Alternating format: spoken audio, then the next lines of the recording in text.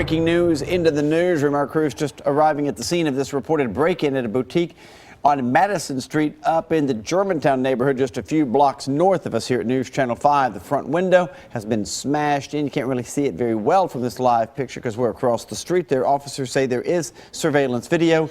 Cameras are all over the building, and they're going to go through those right now. They do say several items were taken. They're still taking inventory. That store there, that boutique, sells clothing and other accessories. Officers are looking for at least 2 suspects right now. As soon as we get more info, we'll update that, as well as bring you that surveillance video as soon as they release it to us.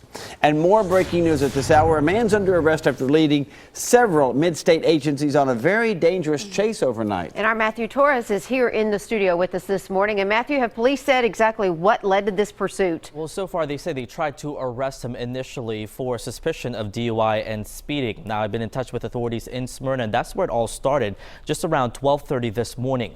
Police telling me officers tried to stop a driver they suspect again of DUI while speeding. The sergeant on duty says the driver refused to stop, starting a pursuit that led them to Laverne. Police there and deputies with Rutherford County assisted since the suspect was driving into oncoming traffic and running vehicles off the road. Police say a patrol car was used to help end the chase on Murfreesboro Road at Waldron Road, so the collision between the suspect vehicle and the patrol car help end this pursuit. The suspect is 32-year-old Stephen Shaw. He's also accused of fighting with officers and resisting arrest. He is being booked into the Rutherford County Jail right now and will face a list of charges, including evading arrest, criminal impersonation, reckless endangerment, and driving under the influence, just to name a few. There's also a good chance he will also face charges from Laverne because of this pursuit. Stephen, Amy? All right.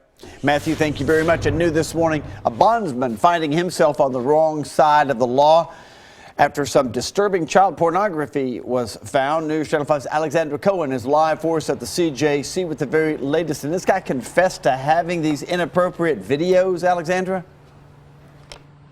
You got it, Steve. Apparently, he admitted that the 28 DVDs were his. That's 500 videos that police tell us they found at this man's home. Take a look at some of the information we confirmed on those DVDs. Police found hundreds of videos depicting child molestation and even rape of a toddler. After issuing a search warrant, police took 55-year-old Lincoln Fisher into custody. The clerk's office tells us that Fisher worked as a bondsman for Raider Bonding Company. We've left them a voicemail for more information. Detectives added in the police report that Fisher admitted to being the owner of the videos that were found at his Nashville home. Police say they were organized in a DVD spindle, some of them labeled with 6-year-old, even 9-year-old, and some of the videos were also labeled with suggestive terms that police say are linked to the child porn industry. Again, Fisher is being held in jail on an $80,000 bond. Reporting live in Nashville, Alexandra Cohen, News Channel 5. Alexandra, thank you. The body of a man hit and killed by a car is left on the side of the road for days because the driver never stopped.